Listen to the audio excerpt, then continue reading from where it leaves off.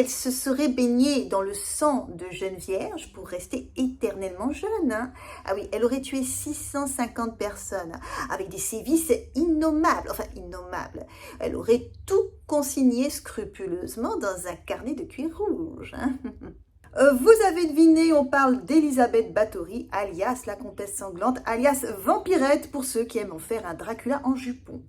Vlad Tepes est dans la même zone géographique, l'Europe centrale nage dans un nuage de mystère, ils sont tous les deux contes, écoute, la similitude est commode quand on veut faire de la fiction.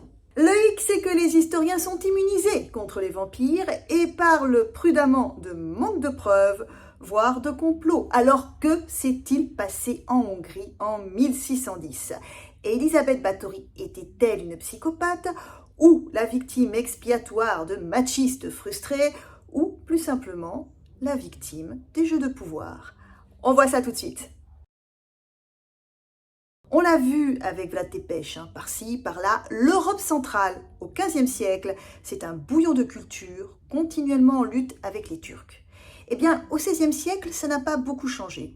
Elisabeth Báthory naît comtesse en 1560 dans un contexte politique toujours aussi tendu. La Hongrie est divisée en trois. Vous avez la Transylvanie, mais elle fait aussi partie du Saint-Empire romain germanique et de l'Empire ottoman. Et les deux blocs passent leur temps à se faire la guerre. Soliman le Magnifique contre les Habsbourg, de la violence à gogo, mais aussi des actes de bravoure et de sacrifice incroyables.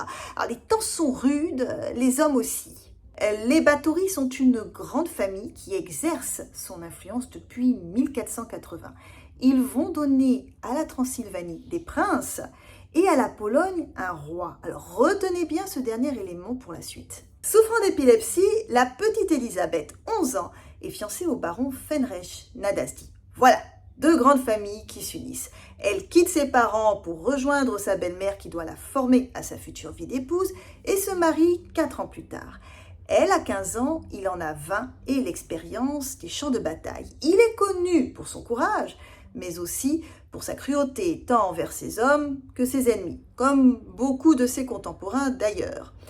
En guise de cadeau de mariage, il lui offre le château de Kastiché dans les Carpates, le lieu présumé des exactions. Oula, rien de romantique les filles, hein. Un château, c'est la moindre des choses quand on prend le nom de sa femme beaucoup plus prestigieux que le sien et qu'on devient comte. Hélas, il n'y a pas trop de place pour la romance. Fenrich repart vite au combat en tant que commandant des forces hongroises. On vous l'a dit, la région n'est pas sûre. Voici la jeune Elisabeth, gérant les biens de son époux, seule, les défendant au besoin, comme lorsque le village de Kastiché est pillé par les Turcs, ou quand Sarvar, le château de sa belle famille, situé près de la frontière entre la Hongrie royale et la Hongrie ottomane, est menacé. Quand il le peut, Ferenc rentre au bercail pour des étreintes fugaces. Pendant 10 ans, pas de grossesse. Et puis tout d'un coup, celle-ci s'enchaîne. Anna, pour commencer, Solia et Andras, tous deux morts en bas âge, Katharina, et enfin son fils unique, l'héritier, Pâle. Ce garçon, il ne va pas vous décevoir, croyez-moi. Elisabeth, en tant que propriétaire terrien, aide ces gens en difficulté. Par exemple, elle apporte un soutien financier à une femme enceinte suite à un viol commis par un soldat turc ou à une autre dont le mari a été emprisonné par les Turcs. Alors peut-être faisait-elle plus. Bon, le hic, c'est qu'Elisabeth Báthory n'est pas une sainte aussi aimante qu'un bisounours. Quand on voit la cruauté de certaines saintes, par-ci ou par-là, je sais jamais, on se dit qu'en même temps, le dialogue, c'est pas son trip. Elle, c'est plus les châtiments corporels, ce qui en soi n'est pas extraordinaire. Les nobles ont quasiment le droit de faire ce qu'ils veulent de leur genre. Bon, malheureusement, dans un milieu où les grandes familles aiment se salir à coups de rumeurs sans fondement, cela donne de quoi jaser. Elisabeth était une femme très instruite pour son époque et ça ne plaît pas forcément. Elle parle 6 langues. Elle a étudié l'anatomie à Vienne Elle loge au château de Cache-Tiché une certaine Anna d'Arvula, sage-femme spécialisée dans les actes chirurgicaux. Alors, est-ce que c'est pour pratiquer la médecine? On ne sait pas trop. Quoi qu'il en soit, c'est du terreau pour les accusations et les babillages. Déjà seule face au poids de ses responsabilités, elle se retrouve encore plus isolée suite à un événement malheureux. Ferenc décède en 1604. Mes condoléances, nous retournerons tous à la terre. S'ajoutent à la douleur du veuvage les rumeurs sur cette mort. Ferenc souffrait depuis longtemps d'atroces douleurs aux jambes, qui pouvaient même le paralyser, suite à une blessure au front. Il prenait du mercure comme médicament, oui, vous savez, la médecine à l'époque, donc ça pourrait être un empoisonnement. Bon, ça passe encore, mais là où ça devient moche, ce sont les rumeurs comme quoi il aurait péri dans les bras d'une prostituée. Ouh, si c'est moi, ton cadavre blanchira longtemps au soleil avant qu'on ne t'enterre. Ou, plus intéressant pour nous, il aurait été tué par le général Giorgio Basta, condottiere au service des Habsbourg. Ah, les Habsbourg, la toute-puissante famille de consanguins qui règne à la fois sur l'Autriche et la Hongrie. Alors, ils entretiennent une relation mi-figue, mi-raisin avec Élisabeth. Elle a un gros défaut pour eux, elle est riche. Un an après la mort de son époux, son frère István décède, lui léguant ses terres situées à la frontière autrichienne, donc très stratégique. Elle les vend aux Habsbourg, cela les arrange bien, ils lui en sont gré, mais le paiement tarde. On appelle ça une dette, qu'on aimerait bien oublier, surtout quand celle-ci s'ajoute à celle contractée avec l'époux et qui doit être payée malgré son décès. Pour ne rien arranger, le cousin d'Élisabeth, Gabriel Báthory, devient roi de Pologne. Il n'aime pas les Habsbourg et il se murmure qu'il n'aurait aucun problème à les chasser de Hongrie. Alors pour peu que sa cousine lui prête main forte, les carottes seraient cuites. C'est là que la tempête se lève pour les Báthory. Le 29 septembre 1610, Élisabeth est arrêtée avec des domestiques par György Thurzó, palatin de Hongrie sur ordre de l'empereur du Saint-Empire. Motif: sévices, meurtre, actes sexuels déviants, magie noire. Elle est surprise. Pourtant, ça lui pendait au nez. Entre 1602 et 1604, le pasteur luthérien István Magyari dénonce publiquement à la cour de Vienne les atrocités qu'elle aurait commises sous fond de magie noire. Selon la rumeur, comme il aime à le dire, oui, d'accord, mais selon la rumeur, c'est qui? Selon la rumeur, est-il influent en Hongrie? Les Báthory ont donné de leur personne et de leurs biens dans la lutte contre les Turcs. Selon la rumeur, non. Par conséquent, Magyari est prié de bien vouloir tremper son popotin dans une bassine d'eau froide. Oh, ce Magyari, il exagérait quand même. À l'époque, même les rois s'intéressaient à l'astrologie. Ah, je l'aurais bien vu aller accuser Catherine de Médicis.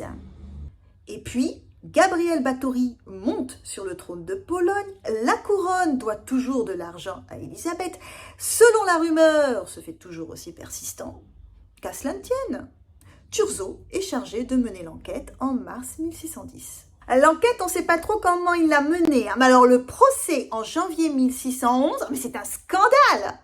Élisabeth est mise à demeure pour ne jamais être entendue. Impensable? Non, pas tant que ça, on va vous expliquer pourquoi. Toute l'accusation repose sur les témoignages recueillis sous la torture des 4 serviteurs arrêtés, ainsi que de 13 témoins qui sont des employés des châteaux. Ces premières victimes seraient de jeunes paysannes attirées à Cache-Tiché par des offres d'emploi très bien payées. Et comme ça ne lui suffisait pas, elle aurait commencé à tuer des jeunes filles de la petite noblesse envoyées chez elles par leurs parents pour qu'elles leur apprennent l'étiquette. Petite noblesse qui, étrangement, n'a jamais réclamé ses filles.